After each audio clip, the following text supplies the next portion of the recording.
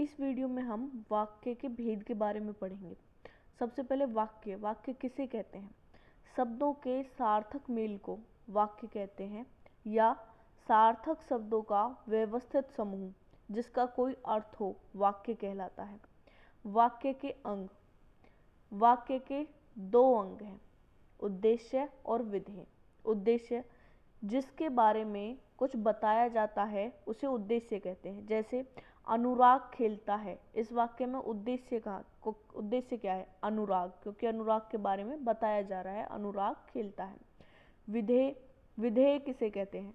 वाक्य में उद्देश्य के बारे में जो कुछ कहा जाता है उसे विधेय कहते हैं। जैसे अनुराग खेलता है, इसमें उद्देश्य तो अनुराग हो गया और उद्देश्य के बारे में जो भी कहा जा रहा है वो विधेय है। जैसे खेलता है, इस वाक्य में खेलता है वो विधेय है।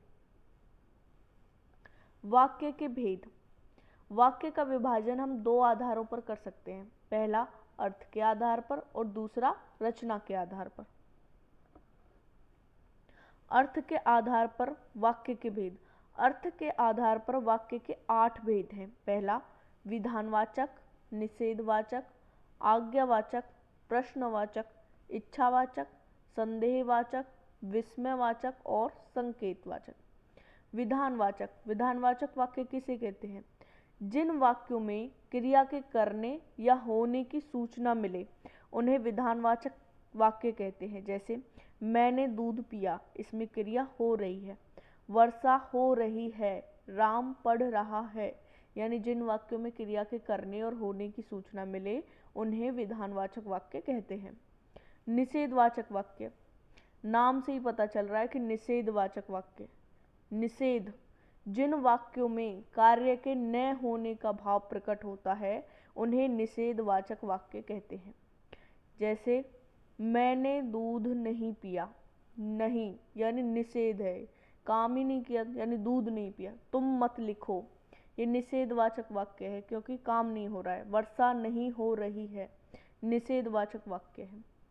आज्ञावाचक वाक्य, जिन वाक्यों में आज्ञा, प्रार्थना, उपदेश आदि का ज्ञान होता है उन्हें आज्ञावाचक वाक्य कहते हैं। जैसे मोहन तुम बैठकर पढ़ो, ये आज्ञा दी जा रही है कि मोहन तुम बैठकर पढ़ो, ये आज्ञावाचक वाक्य।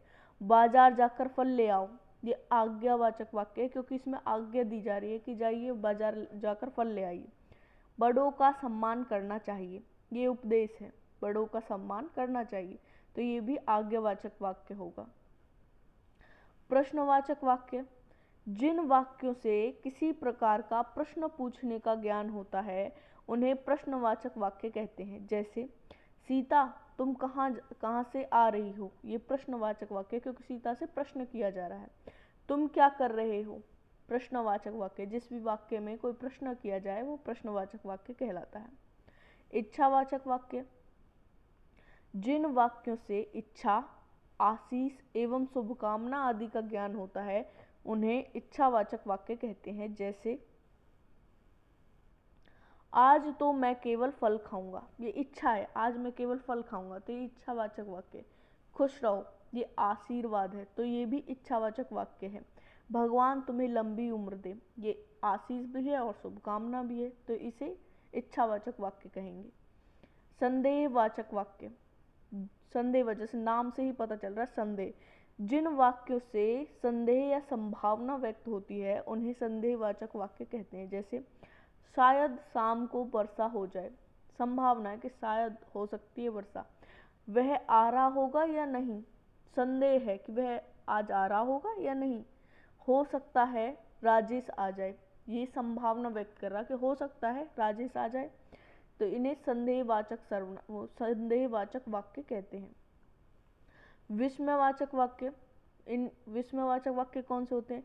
जिन वाक्यों से आश्चर्य, घृणा, क्रोध, शोक आदि भावों की अभिव्यक्ति होती है उन्हें विस्मयवाचक वाक्य कहते हैं। जैसे वाह कितना सुंदर दृश्य है, शाबाश तुमने बहुत अच्छा काम किया है। संकेतवाचक वाक्य, जिन वाक्यों में एक क्रिया का होना दूसरी क्रिया पर निर्भर होता है उन्हें संकेतवाचक वाक्य कहते हैं। जिन वाक्यों में एक क्रिया का होना दूसरी क्रिया पर निर्भर होता है उन्हें संकेतवाचक वाक्य कहते हैं। जैसे यदि परिश्रम करोगे तो अवश्य सफल होगे, यानी परिश्रम करोगे तो ही सफल होगे, यानी परिश्रम करोगे तो सफल होगे। दूसरी क्रिया तब होगी, पहली क्रिया का होना दूसरी क्रिया पर निर्भर करता है। अगर वर्षा होगी, अगर वर्षा होगी तो फसल भी होगी। रचना के आधार पर वाक्य के 3 भेद हैं। रचना के आधार पर वाक्य कितने भेद है? 3 भेद हैं। सरल या साधारण वाक्य, संयुक्त वाक्य और मिश्रित या मिश्र वाक्य। साधारण वाक्य, साधारण वाक्य किसे कहते हैं? जिन वाक्यों में केवल एक उद्देश्य, एक विधेय और एक ही क्रिया होती है उन्हें सरल वाक्य कहते हैं। जैसे मुकेश पत्र लिखता है, मुकेश इसका उद्देश्य हो गया, पत्र लिखता है एक इसका विधेय है और पत्र लिखता है एक ही इसमें क्रिया है। राकेश ने भोजन किया, राकेश इसमें एक उद्देश्य है, एक विधेय है और भोजन किया सिर्फ एक ही क्रिया है, तो ये साधारण सरल वाक्य है। संयुक्त वाक्य, संयुक्त वाक्य किसे कहते हैं? जिन वाक्यों में 2 या 2 से अधिक स्वतंत्र स्वतंत्र सरल वाक्य योजक द्वारा जुड़े हों उन्हें संयुक्त वाक्य कहते हैं। जिन वाक्यों में 2 या 2 से अधिक स्वतंत्र सरल वाक्य योजक द्वारा जुड़े हों उन्हें संयुक्त वाक्य कहते हैं। जैसे वह सुबह गया और शाम को लौट आया, योजक चिन्ह क्या है इसमें? और, लेकिन 2 अलग अलग सरल वाक्य हैं इसमें। वह सुबह गया ये एक स्वतंत्र अलग वाक्य है, शाम को लौट आया ये भी एक स्वतंत्र सरल वाक्य है, और ये दोनों वाक्य एक योजक चिन्ह से जुड़े हुए हैं और से, तो ये क्या होगा? संयुक्त वाक्य। प्रिय बोलो पर असत्य नहीं, ये योजक चिन्ह से जुड़ा हुआ है और दोनों अलग अलग स्वतंत्र वाक्य हैं, तो ये क्या हुआ? संयुक्त वाक्य। मिश्रित वाक्य, जिस वाक्य में एक से अधिक वाक्य मिले हों किंतु एक प्रधान उपवाक्य तथा शेष आश्रित उपवाक्य हों, मिश्रित वाक्य कहलाता है। जैसे ही शाम हुई बिजली चली गई, जब नई कक्षा में दाखिला होगा तब हम पढ़ेंगे। इसमें प्रधान उपवाक्य क्या है? जब नई कक्षा में दाखिला होगा तब हम पढ़ेंगे, पढ़ना इसके ऊपर आश्रित है। संयुक्त वाक्य में 2 सरल वाक्य थे, स्वतंत्र सरल वाक्य थे, लेकिन मिश्रित वाक्य में एक प्रधान उपवाक्य है और शेष आश्रित उपवाक्य हैं। मिश्र वाक्य के उपवाक्य की, जैसा, जो, वह, जब, तब, क्योंकि आदि व्याधिकरण योजकों से जुड़े होते हैं। मिश्रित वाक्य को एक बात से और पहचान सकते हैं, मिश्रित वाक्य होते हैं जो ज्यादातर जैसे ही शाम हुई, यानी जैसे, जब, तब, जो, इन शब्दों से शुरू होते हैं। वो जैसे उदाहरण है, जैसे ही शाम हुई बिजली चली गई, किससे शुरू हो रहा है? जैसे से। जब नई कक्षा में दाखिला होगा तब हम पढ़ेंगे, किससे शुरू हो रहा है? जब से। जो यह बैठा है वह मेरा भाई है, किससे वाक्य शुरू हुआ? जो से। यानी जो वाक्य जैसे, जब, जो इन शब्दों से शुरू होते हैं वो ज्यादातर मिश्र वाक्य होते हैं।